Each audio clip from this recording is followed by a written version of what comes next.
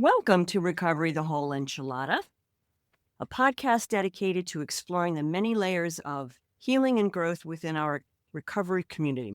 I'm your host, Peg McDermott, along with my co-host, Regamin. Hello, Heather.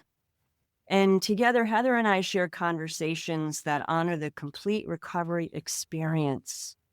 And today's conversation is about, I'm going to call it character defects. I know, Heather, you may want to call it something else because it's never been one of your most favorite word groupings, but it's the idea behind them and how we got them and how they sort of worked through our drinking days and how we've been able to work through them in sobriety and in a different sober life, and how these character defects, shortcomings, whatever you want to call them, how they've manifested in our behavior and how they've changed. Because some come and some go and some stay for a little while and then leave and then come back. And it's a little confusing at times, don't you think? Yes, I do. And just to continue what you're saying about calling it character defects, I like to think of them as survival-based coping mechanisms Mm-hmm. or like protective adaptations, kind of shifting from blame to understanding. Mm-hmm.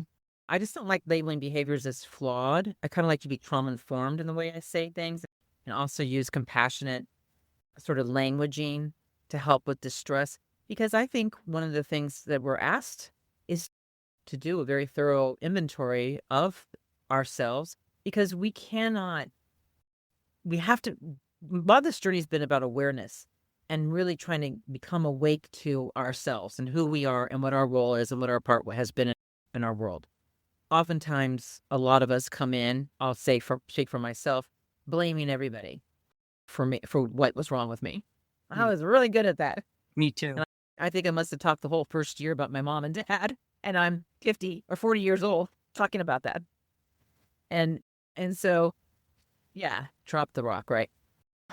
But it's also very vital, and you know how much I love yoga talks about this as well. Svadhyaya is what they call it, is this self-study. And that through our self-study, we can really get to know ourselves and to really get clear and get really aware of the patterns that we have in the way we relate to people. Because this is a lot about our relationship with ourselves first, right? So that we can then have a healthy relationships with others. But it has to begin with ourselves. Exactly. It does. And I like reframing it as more coping mechanisms. They're not moral failures. Well, we're human and we're here to learn. And part of learning is through our ways of coping. And us as alcoholics, they're rooted in fear. Even those that aren't alcoholic, I believe their coping mechanism is also rooted in fear. And so what's the fear? People pleasing is one, for me anyway. And I'm a master people pleaser. And control and resentment and dishonesty and selfishness and pride, envy and perfectionism. And a lot of those are coping mechanisms from growing up in a dysfunctional home or having dysfunctional caregivers who could have been parents, who could have been teachers, or even past relationships. It sometimes doesn't always go back to our early days. It can be something as recent as a really difficult relationship. But for me, it was rooted in my early days as a child. And it was to cope. It was to look at the signals in the room and figure out what is it that I need to do to avoid punishment. Reading a mood and reading a gesture. And I got really good at that. And that is what started the whole people pleasing defect in me. And I do call it a defect because that's how I identify it, but it's also a coping mechanism too. It's how do I survive and navigate this dysfunctional home that's volatile. Things could change in a heartbeat, in a second. And so I always felt like I had to be ready. And a lot of my defects came from what I experienced as a kid in my dysfunctional home.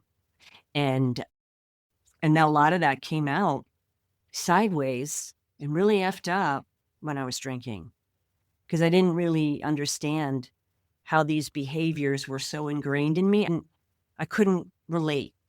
And I couldn't relate to how the behaviors linked to my emotions and how my emotions linked to my behaviors and how I acted that out.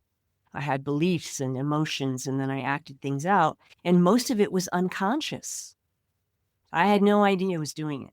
I didn't like what I was doing, but I had no idea what was causing me to do this over and over again. There must be a payoff here for me. What is it? And that's what I've looked at in the past, are those defects in me that I had to look to see, is there something I'm not willing to let go of? And for me, for a long time, it was anger, and using anger as power and protection, and weaponizing it. And that hurts people. But I couldn't do it any other way. I didn't know any other way. And it especially came out when I was drinking. I developed another personality that you wouldn't even recognize. You wouldn't recognize me. I didn't recognize me. And it was scary because there were so many things I hadn't healed. Didn't even know where to begin to look. I just knew that I had a serious drinking problem, and that those problems, those coping mechanisms, came out in all their vividness when I was drinking. And the people that I used to run with back in those days, they were pretty cautious because they weren't sure which peg they were going to get. And I had carried a lot of shame around that for a long time. And shame can be a defect because, for me, because it was a way to hide and not have to step up, and blaming, another way to hide. I didn't do that. They did that. They made me do that. Nobody can make me do anything. But I know that now. I didn't know that then. And it's been a process. That part of our work is the turning point where we decide if we really want to change. Yes. You know, our community and our program it's a way of living that everyone could benefit from, and we're the lucky ones that are benefiting from it. So having some empathy and compassion for that woman that was me when I didn't know what the hell I was doing other than drinking heavily and not really being a very nice person. Today I have empathy and compassion for her, and I love her. I love her dearly because she needed to be loved, and she's helped me get here. A lot of what has helped me get here is to really be vulnerable. Thank you for sharing that. And because I think vulnerability and honesty is not easy. Humbleness, I mean, all good things to get me to be the right size. Because I was thinking how so much of my growing up was, I grew up on a military base with a mother and a father that were both Marines, as I've shared before. There was a lot of competition. There was a lot of, you reflected your family in you didn't just play softball to play softball. You played softball to be an all-star, and dad could be the coach, and everybody could say, hey, your kid is great. And it was just a very, I just want to just say, my whole life, I was always like looking outside, trying to get with the popular kids. And if they liked me, then I could like me. Yeah. And because I certainly did not I did not know me, I did not trust me, and I did not like me. And I was wrong. I was not, I felt wrong. I've shared this over and over again. I didn't feel like I I felt like I was always looking on the outside, looking from the outside in at the world. So I just never felt part of. But I feel like I had something kind of flash upon my mind when you were talking. I was thinking how I felt like I was walking around like in the Dr. Seuss book. Are you my mother? Are you my mother? So like trying to find my mother because I didn't have a mother. I mean, I had a mother, but my mother was a Marine. She wasn't a fuzzy, warm, cuddly, soft person. She was pretty prickly and sharp and kind of scary, to be honest. And so I was always looking for that in people. I wanted softness. I wanted safety. I just wanted to be held. And because I felt so uncomfortable in my own skin, the courage for me was when I put alcohol in my body. It gave me the courage to be the funny, life of the party girl, to get the attention, because I was definitely seeking attention, but that was all because it was an adaptation. I was trying to get my needs met, to be seen. There's great 4 S's that Dan Siegel talks about in the formation of humans. It's called being seen. We need to be seen by one another. We need to be soothed by another person. We need to be secure, and we need to be seen, soothed, secure, and there's a 4th S, which it'll come. It'll come. Thank you that we can be imperfect, perfectly imperfect. Uh-huh. So, yes. So with that being said, having to look at myself and to generate a list was impossible for me about things, my maladaptive coping mechanisms.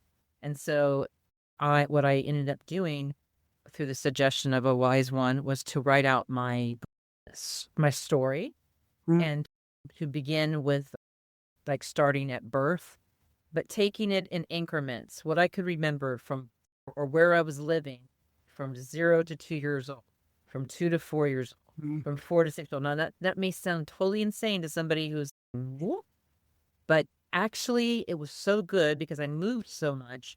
It was just so good to remember if anything came up.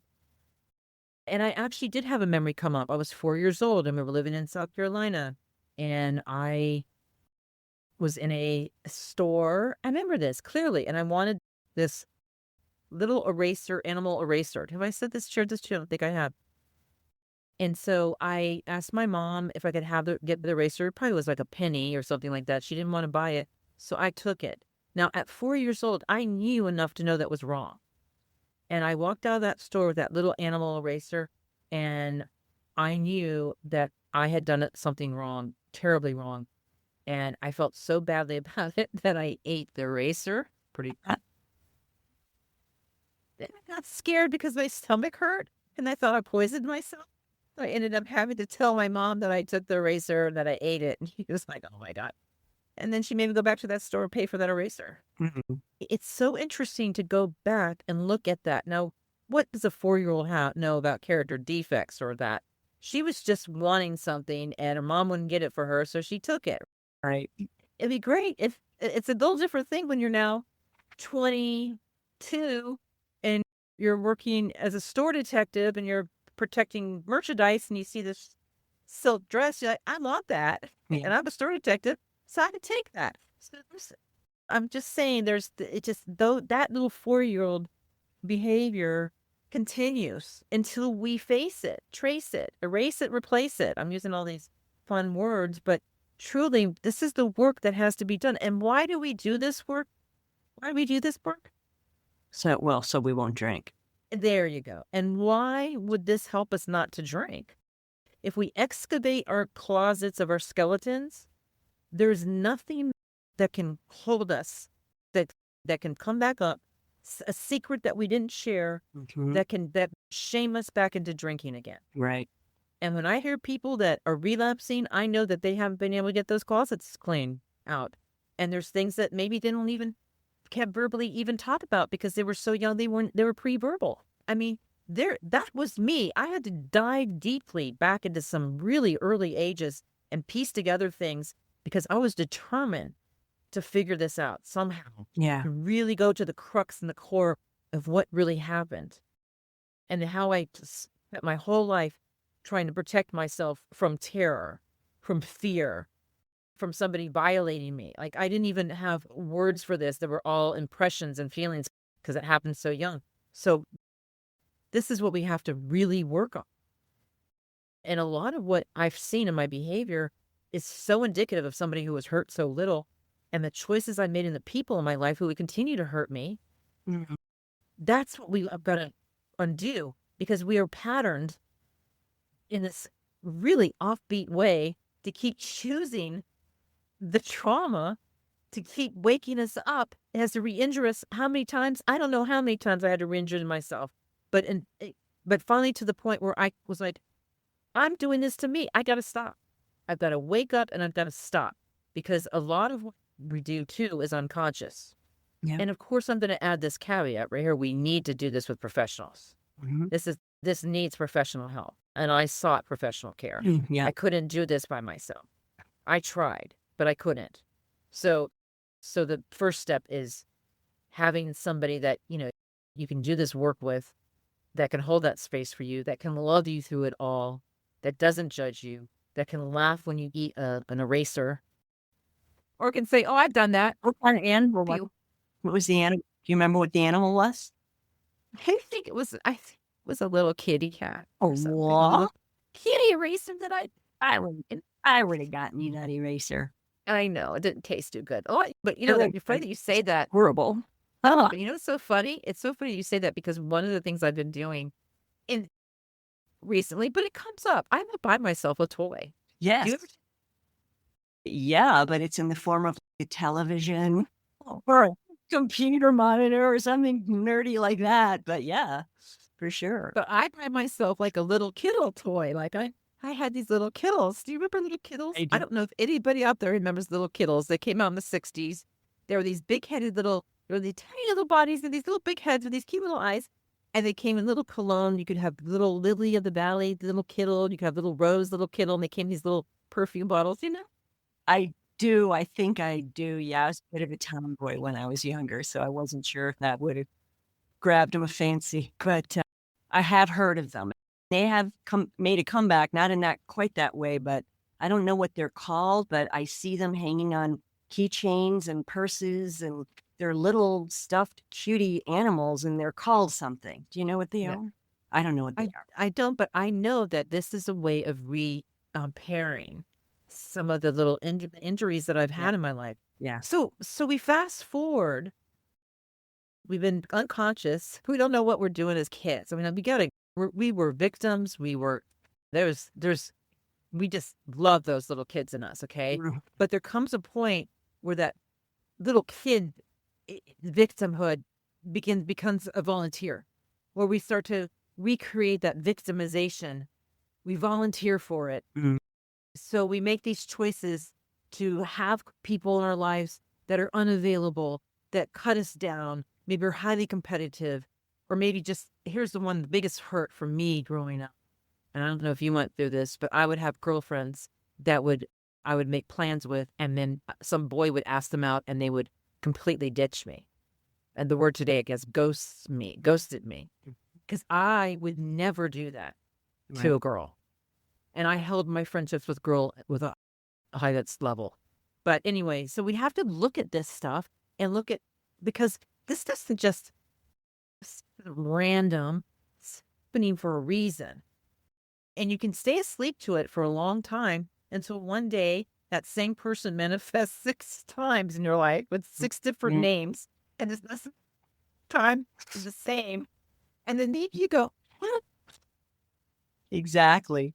I love that. And you're so right about it starting with awareness, which is what we do in our work together and with a mentor or with outside help, is we learn about these coping skills, because you can't heal what you can't name or acknowledge. And I've seen folks that have been sober for many years, and I still see some things they're struggling with. And it's not that we stop struggling once we get sober. It's so not true, but we don't suffer as much.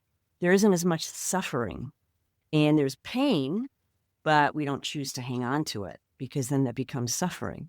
And for me, I wasn't even aware. I wasn't aware of my beliefs and how it was manifesting in my life, how it was affecting other people until I started working with somebody professionally. And she was able to see some things, and self-sabotage was a biggie for me. Biggie, biggie. It was like, oh, my self-worth is like right here. And if I start pushing that up a little bit, I'm going to do something to knock it right back down because that's comfortable and it's safe and it's what I know. But the excelling beyond that, I would do something every time to sabotage it. And I remember sharing that with my therapist at the time, and I was going on and on about something, and I'd blown it up. I don't know if it was relationship or opportunity or promotion. I don't know. And she said to me, Peg, you need to look at this. You need to look at why you're doing this to yourself, or it will destroy you. And she was right, because I was just running the same game over and over again. And I'd run into these unavailable people. And I thought, well, I can fix them because I'm available. Well, I wasn't available, but they made me, the contrast was such that I looked available. And I was like, I've had enough of that. I've had enough pain around this. I'm not going to continue to keep pain shopping here. I'm not. And I'd rather be alone and fix the wounds that are causing me to reach out to people that can't reach back. And she helped me to do that. And it was all tied to my sense of worth. It's all of it. Self-centered fears and ego and pride and a real lack of humility. And I didn't really like humility when I first came around and got sober because I thought of it as punishment or humiliation. And it's so not that. It's strength, and it's really allowing some higher power, which I call God, to help me heal my thinking, because I can't do it. I'm not able to heal myself. I need help doing that. That's why I needed the outside help, and I need a mentor, and I need prayer, and I need to reach out to my higher power, because a sick mind, I am describing myself, cannot cure a sick mind. I don't know who said that. Was it Mark Twain or maybe Einstein? One of those big dudes or little dudes or whatever, but it was so true. We can't fix something in the context of the problem while we're in our own heads or whatever. I'm destroying whatever it is they eloquently said, but I think you know what I mean. But I had to be willing, which goes back to what you were saying. That willingness is so important. It's being aware, becoming aware of what is going on, and then being willing to look at it and being willing to be changed. And that was it. I had to be willing to be changed. I couldn't change myself, but I was willing to be changed, and I was. And sometimes it was in little steps, and sometimes it was in one big fell swoop. Some defects, coping skills were removed, and some were not all removed at the same time, and some were, and some would leave and come back. And I heard someone say that HP isn't going to take a defect or take it from you if you're willing to let it go, if it can still serve some kind of service in this world. And I thought, wow, it was almost like looking at it, the other side of the coin, because on the other side of a defect is an asset that's just run amok, right?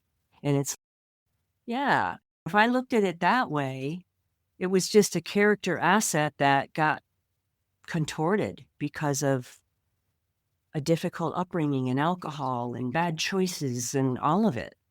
And really being able to see that today and really discern have more discernment in life and be willing to be changed, because it's a thinking disease and it will get you at that weak point in your character defect journey.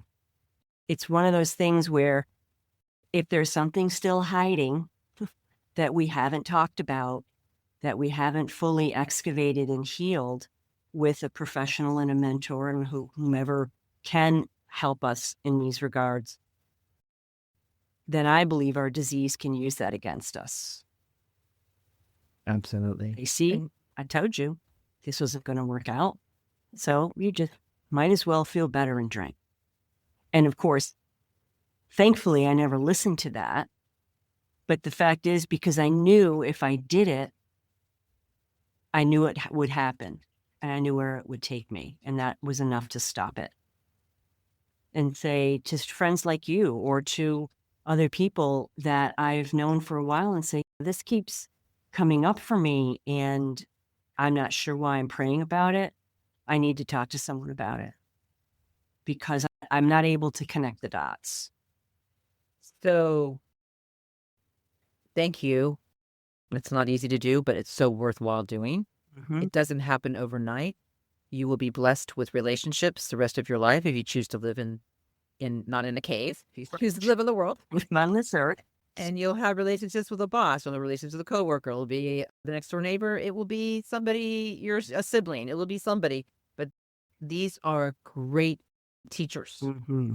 And we can learn some really great lessons about ourselves. So I want to just backtrack. The 4 S's that Dan Siegel talks about is safe, seen, Mm-hmm. soothed, and secure. And I apply that to myself now in every relationship. Am I feeling safe in this relationship? Do I feel seen? Is this person, when I talk to them, soothe me when I'm having a hard time? And do I feel secure in them? Because they are secure in themselves. Right. It's a beautiful formula. It's a great thing to kind of run things through. I will say I've done a lot of work on myself. I'm really always surprised. And recently I've had another surprise where I've seen a pattern happen with a relationship and that here we go again. I get sad, but I also go right immediately. I take that pause and I go right into what is my part here, because there's something. And here's what it really comes down to. Heather, put her psychological hat on. I'm not a psychologist. I will say that. I mean, I have an education in that, but I'm not a licensed psychologist. I'll say that. Is that it comes from unmet needs as a child, and that we are continually trying to find them in others. But what we can find out, which we discover in recovery, is that we can meet our own needs. We can find that in ourselves to a point. But what we're really trying to develop is a trusting, loving, compassionate relationship with ourselves, so then we can have that with others. I would like to just say something because I want to put it out there because I keep running across this. I know that if I can just pause because I'm activated in a relationship, in a situation with a relationship, I can just pause and not let myself be hijacked by, I have a really strong injustice part. It's a part of me that feels very like when things are not just or not fair, that will really trigger some really strong emotions. And so with that being said, I am very aware of this now. It's come out very much in this climate, in this world now. So it's pretty highly charged. But what I try to do now is I try to take that pause and I say to myself, think before you speak. And this is coming from our sister Al-Anon. I came from their book. Think, is it thoughtful? Is it honest? Is it inspiring or interesting? Is it necessary? Or is it kind? And I run that through my filter before I say something. But what is happening today, because I think there's so much bombardment that I'm feeling in this world, is that I'm not pausing. I am reacting, and because I don't feel safe and I feel fearful. And I will say what comes up is can I say this? It's a bad word. My alcoholic self comes up. And she is bar talk, and I do not. When I say bar talk, I heard this from an old timer. She said there's when you come into these rooms, you'll hear a lot of newcomers, and they'll be swearing left and right. F this, F that, blah, blah, blah. Yeah. And she says it's bar talk. Yeah. And she says, we hope that you'll grow and mature in this room so that you don't have to talk like that anymore. I don't want to talk like that anymore, but I am saying the F word, and I am saying things that are not good. Like I'm it's not good, and that is not who I am. Right. And I don't like seeing this. I do feel like I can make more effective change if I can take that pause, hold the mirror to myself, and remind myself that it's much more effective to be more inspiring and motivational if you don't rage back. If you be curious, just be curious and just notice. Okay, I'm noticing I'm getting a little activated. Just be curious. What's that about, Heather? And then try to have that put it through that filter, and then question. We got to question when relationships keep triggering. We've got to look at that. I mean, we've got to get the lesson. We run it by other people, but oftentimes we have to move away from that relationship for a time.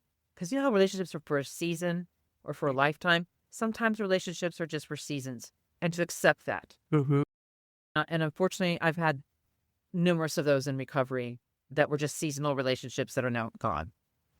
I pray for those women. I love them. They're usually women, and I pray for them all. I love them all, but, I have now that I've learned how to be an honest person and be in alignment with a spiritual program, it's very hard for me to be with people that don't do that, actually lie to themselves and are in denial. Right. And of course it's my opinion, but it's not in alignment with what you believe in and how you live your life. There you go. Difficult to be it juxtaposed to someone who is not walking that path, and it's their path, and it's not right or wrong. It's just different. And it's hard. It's harder. And the more we grow and we learn and we're willing, the more we realize what we can no longer tolerate. And we're also given the courage to walk away if we have to. And if we have to stay, then we have tools that will help us to take care of ourselves until we decide at a good time to leave. But, thankfully that isn't as prevalent in my life today. I realized that defects, they thrive in secrecy, and pull them out into the light and they shrink, and they morph back into the asset they started as. And I love that, because we're very complex, loving, lovable human beings. And everything was done there was some good reason why we came up with these coping mechanisms. And they were brilliant when we were 4. They don't necessarily support us now, but at the time, they really were pretty brilliant for such a little one to come up with. And with that, I want to thank you and thank everyone for joining us on this episode of Recovery, the Whole Enchilada. And if you connected with today's episode, please share it and like it. Subscribe wherever you listen to podcasts. Your feedback helps Heather and I to shape future conversations. We love you. And remember that your recovery story, with all its flavors and textures and complexities, matters deeply. And until next time, stay strong and keep growing.